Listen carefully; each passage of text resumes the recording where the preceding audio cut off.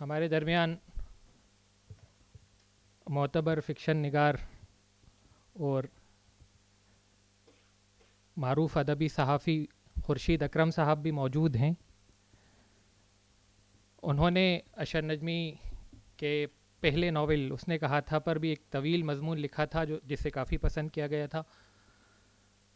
خورشید اکرم صاحب کے حوالے سے بات کی جائے تو معروف ادبی جریدے آج کل کے مدیر رہے اور کئی اہم شمارے ان کی ادارت میں شائع ہوئے. ان کی تصانیف کی بات کی جائے تو ایک غیر مشروط معافی نامہ کے نام سے ان کا ایک افسانوی مجموعہ منظر عام پر آیا. پھر جدید ہندی شاعری میں انہوں نے ہندی نظموں کا زبردست انتخاب کیا ہے, وہ خود ترجمہ بھی کیا ہے. انداز نظر میرا تنقید کے حوالے سے ایک کتاب ہے, پچھلی پیت کے کارنے نظمیں ہیں, اور نئی رتوں میں راج نارائن آزاد کتاب ہے, انہوں نے ترتیب دی ہے. راج نارائن راز جی.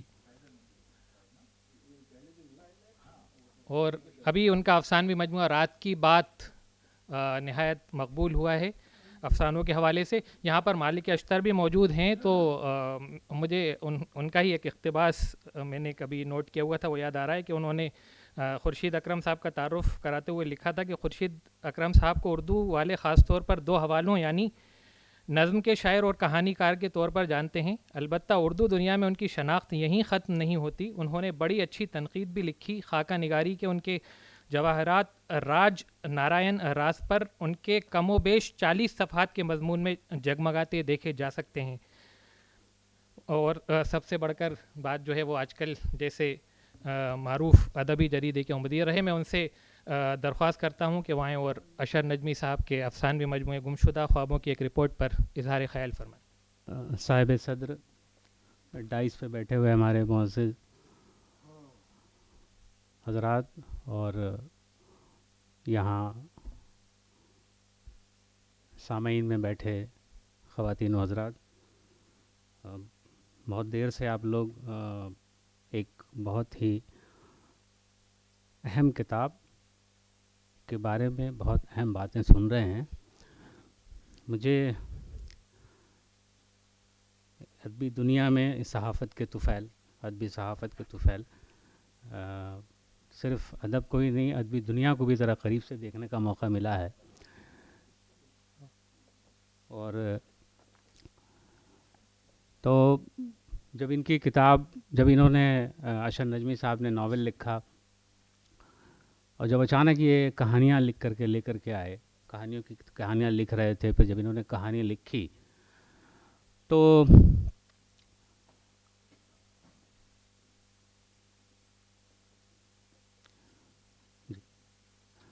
جب انہوں نے کہانیاں لکھی اور یہ کہانیوں کا مجموعہ آیا تو مجھے ایک مماثلت یاد آئی جس کا میں نے ذکر بھی کیا کہ ایسا ایک بار یہ اب سے پہلے یہ ایک بار ایسا ہو چکا عبداللہ حسین کے ساتھ کہ صاحب انہوں نے ناول لکھا.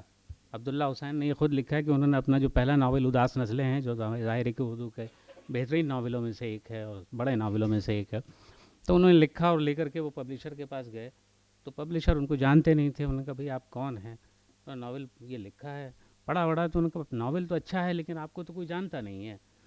تو کہنے لگے صاحب کیا کریں؟ تو کہنے لگے آپ ایسا کیجیے, آپ پہلے کچھ کہانیاں لکھیے. کہانیوں کا زمانہ تھا, ناول کا زمانہ نہیں تھا. آپ کو یاد ہوگا 1950-60 کا زمانہ ہے, ناول اتنے نہیں لکھے جاتے تھے اور کہانیاں بہت زیادہ لکھی جاتی تھیں, اور کہانیوں سے ہی ہمارے رائٹرز پہچانے جاتے تھے. ہمارے سارے بڑے رائٹر جو ہیں وہ کہانیوں سے اپنے پہچانے گئے, منٹو ہو, بیدی ہوں, عصمت ہوں, سارے لوگ کہانیوں سے پہچانے جاتے تھے. تو انہوں نے کہانیاں لکھیں بیٹھ کر کے, اور اسی طرح سے بیٹھ کے یہ جیسے ایسا لگتا ہے کہ ایک نشست میں بیٹھ کے 7 کہانیاں لکھیں اور ان کہانیوں کو پہلے چھپوایا, اس کا مجموعہ چھپا, اس کے بعد ان کا ناول چھپا. تو اشر نجمی صاحب نے بھی ایسے ہی کیا کہ ناول لکھنے کے بعد میں پتہ نہیں ان کے ذہن میں ایسے ہی بات آئی کہ بیٹھے تو 7 کہانیاں ایک ساتھ لکھ کر کے, اور ایسے ہی 7 کہانیاں جیسے اس میں تھیں 7 کہانیاں چھوٹی بڑی ویسے ہی اس میں بھی لکھ لیں, اور وہ ویسے ہی انوکھی کہانیاں. عبداللہ حسین کی کہانیاں بھی اپنے زمانے کے رائٹرز کے حساب سے بالکل الگ سی کہانیاں تھیں اور یہ کہانیاں بھی اتفاق سے ایسی ہیں. ابھی اس وقت لوگ باتیں کر رہے تھے, میں سن رہا تھا, بڑی ظاہر ہے کہ بہت اچھا لگ رہا تھا, اور ایسا لگ رہا تھا بہت سی باتیں لوگوں نے کہیں تو مجھے لگا یہ بات تو مجھے بھی کہنی تھی, یہ تو مجھے بھی کہنی تھی. ایسا ہوتا ہے، بات کے کہنے والوں کی بہت سی باتیں کہہ دی جاتی ہیں. لیکن ایک بات مجھے یاد آئی کہ ایسا جو آج جو مجلس ہو رہی ہے، اتفاق سے ہم لوگ اس وقت جب بیٹھے ہیں، پچھلے 10 20 15 سالوں میں اردو میں افسانہ بالکل سائیڈ لائن ہو گیا ہے. رسائل ختم ہوئے ہیں اور افسانہ بالکل سائیڈ لائن ہو گیا ہے. پچھلے 15 برس میں کوئی افسانہ مقبول نہیں ہوا ہے. ایک سے ایک افسانے لکھے گئے ہیں. میں بطور قاری یہ بات کہہ سکتا ہوں، خالد جاوید کا آخری کہانی جو انہوں نے لکھی تھی، زندوں کے نام ایک تعزیت نامہ جیسی کہانی لکھی، اور اردو ادب نے نوٹس نہیں لیا. اور ایسی بہت سی کہانیاں لکھی گئی ہیں. وقتاً فوقتاً میں کہیں کہیں اظہار بھی کرتا رہتا ہوں.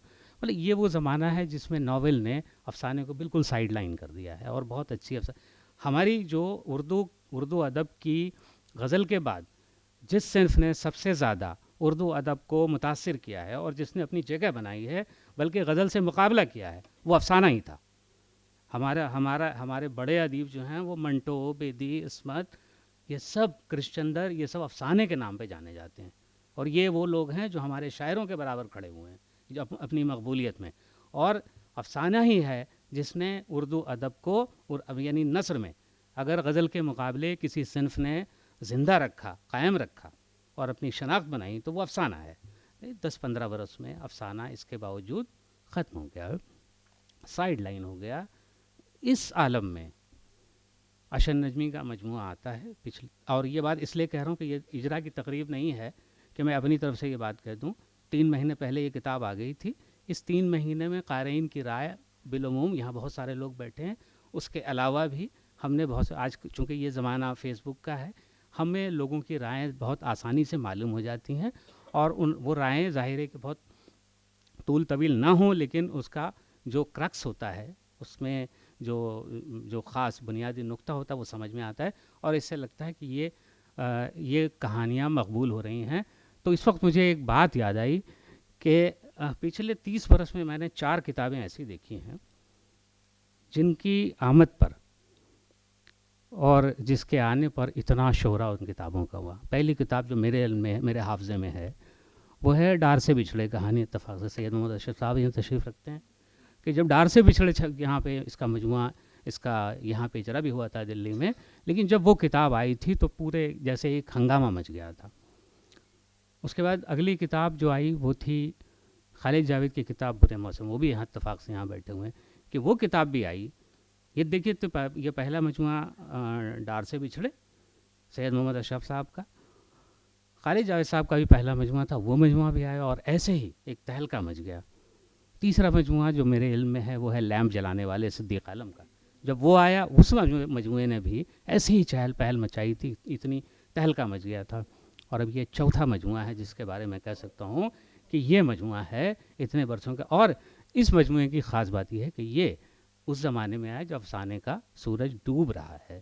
اب اس کو کہا نہیں جا سکتا کہ کیا یہ افسانے اردو افسانے کو دوبارہ نئے سرے سے اس اپنے قاری کو تلاش کر پائیں گے، کیونکہ یہ زمانہ ایسا ہے جب رسائل نہیں ہیں، معلوم نہیں کہ یہ افسانے کی دنیا اب آگے کہاں جائے گی. اتفاق کی بات ہے کہ رسالے، جیسے میں جن لوگوں کا پہلے ذکر کیا، یہ سب لوگ کہانیوں سے، اپنی رسالوں میں اپنی کہانیاں چھپتے رہیں ان کی، اور ان کی وجہ سے بہرحال قاری ان کے لیے تیار بیٹھا تھا، ذہنی طور پہ تیار تھا کہ ان کے مجموعے آئیں گے، اور مجموعے آئیں گے تو کیسے ہاتھ لیا جائے گا. اشر نجمی کا معاملہ بالکل عجیب سا رہا کہ ان کی کوئی کہانی نہیں چھپی، ان کا ناول چھپ گیا تھا. بہرحال اس نے اتنی فضا بندی ضرور کر دی تھی کہ قاری اس بات کے لیے تیار ہوا کہ اگر ان کا مجموعہ آتا ہے، جب انہوں نے اعلان کیا تو قاری ایک طرح سے اس بات کے لیے تیار تھا کہ ان کے ہاں چونکہ ایک خاص بات ہے تو اس لیے یقیناً کوئی خاص بات ہوگی، اور جو بہرحال اس مجموعے نے ثابت کیا ہے. تو اس کی 7 کہانیاں، 7 کہانیاں، ابھی نجمہ نے آخری سیشن کے بارے میں بات کی، کسی نے چوہے کی یادداشت کے بارے میں بات کی، پہلی کہانی جو خوابوں کی گمشدہ رپورٹ ہے اس کے بارے میں بات ہوئی، مصور نسخہ کے بارے میں بات ہوئی. ایک ہمارے جیسے ابھی یہ کچھ خاص باتیں ہیں، جیسے کہ بھئی کیا موضوعاتی سطح پہ یہ موضوعات تو وہ نہیں ہیں جو بالعموم اردو کہانی کے ہوتے ہیں. انہوں نے اس کو بھی تھوڑا باہر، اس سے بھی باہر نکالا اپنے آپ کو. خالد جاوید کی کہانی پڑھ لیجیے، آپ کو ایک پتہ چلتا ہے کہ اردو معاشرہ ہے. سید محمد اشرف کی کہانی پڑھ لیجیے، پتہ چلتا ہے، ایک لوکیل پتہ چلتا ہے. صدیق عالم کی کہانی پڑھیے تو بھی اس کا ایک لوکیل پتہ چلتا ہے. اشر نجمی کی ان کہانیوں کا لوکیل بھی پتہ نہیں چلتا، یہ اس کا مصنف کہاں ہے یہ نہیں پتہ چلتا آپ کو. اور دوسری بات یہ ہے کہ موضوعات کیا ہیں. اب موضوع پہ زیادہ میں نہیں جاتا، میں موضوع کا بڑا قائل ہوں، میری فکر ترقی پسندانہ ہے، میں موضوع کا بہت قائل ہوں، لیکن اس سے قطع نظر جب کوئی اپنے موضوع کو، چاہے وہ کوئی بھی موضوع ہو، خواب ہو، خیال ہو، وہمہ ہو، کچھ بھی ہو، ادب پہ کوئی چیز بند نہیں ہے. ادب کا صرف ایک ہی مسئلہ یہ ہے کہ مصنف نے اس کو کیسے برتا ہے، کیسے اس کو ایکسیپٹ کیا ہے، اور کیا اس نے کیا دنیا دیکھی ہے، کیا دنیا وہ دکھا سکتا ہے ہم کو. ہمارے لیے ادیب قاری کے لیے یہ سب سے اہم ہوتا ہے. تو ان کے جو افسانے کے موضوعات ہیں، موضوعات پر آپ الگ سے بھی بات کریں. جیسے آخری سیشن کے بارے میں انہوں نے کیا، کہانی کشمیر والی کہانی کے بارے میں بات ہوئی. جہنم میں مٹر گشتی کا ذکر نہیں کیا. مجھے وہ کہانی سب سے زیادہ پسند آئی، بلکہ وہ کہانی جب میں نے پڑھی تھی تو میں نے ان کو وہ لکھا، جملہ لکھا کہ بھائی مجھے لفظ نہیں مل رہے ہیں کہ میں کن لفظوں میں اس کہانی کی تعریف کروں. جہنم میں مٹر گشتی، جس طرح سے خواب اور گناہ جو ہیں وہ ایک دوسرے کے ساتھ میں چل رہے ہیں، وہ بہت ہی لاجواب کہانی لکھی ہوئی. مگر یہ کہانیاں سب کہانیوں کے ساتھ میں یہ بات کہی جا سکتی ہے. ایک بات انہوں نے جو ہمارے بیانیہ کے بارے میں ہمارے رضوان الحق صاحب نے کہی، ہم لوگ ذرا سا کہانی لکھنے والے ہیں تو تھوڑا ہماری جو ہے بیانیہ اور نثر سے بھی ہمیں ایک سروکار ہوتا ہے، بڑا خاص ہوتا ہے. اور بیانیہ کیا ہے، اب میں بڑا سوچتا ہوں تو مجھے بہت سوچ سمجھ کے ایک بات سمجھ میں آتی ہے کہ علم اور ذہانت اسی کا سنگم ہے بیانیہ. اگر علم کا اور ذہانت کا سنگم ہے، کوئی چیز بیان کی جا رہی ہے نا، اور اس میں کتنا علم آپ کے پاس ہے جس کا استعمال کیا ہے آپ نے، اور اس کے بعد کتنی ذہانت سے استعمال کر لیا، تو یہ ہے. اب نثر کیا چیز ہے، اس کی نثر بھی بڑی اچھی ہے. سوال یہ جی، جو علم کا مطلب حافظہ ہی میرے خیال سے صحیح کہا آپ نے. اچھا، اب مجھے ایک خیال یہ آیا کہ یہ نثر کیا چیز ہے. ان کی جو نثر ہے ان کی، وہ بہت بہت عمدہ ماڈرن نثر ہے. یہ وہ شگفتہ نثر نہیں ہے، ایک کام آنے والی نثر، کارآمد ہے. مگر یہ کارآمد تخلیقی کارآمد، تخلیقیت والی کارآمد. اور یہ جو نثر ہے، یہ نثر کیا ہے، میں یہ سوچتا ہوں کہ کہانی میں، یعنی جو بیانیہ ہے، بیانیہ میں نثر کا کیا کام ہے. تو مجھے لگتا ہے کہ نثر جو ہے یہ ایک طرح کی سواری ہے بیانیہ کی. یہ اس کی بار برداری کے لیے استعمال ہو رہی ہے وہ چیز. اس کے لیے یعنی خیال جو ہے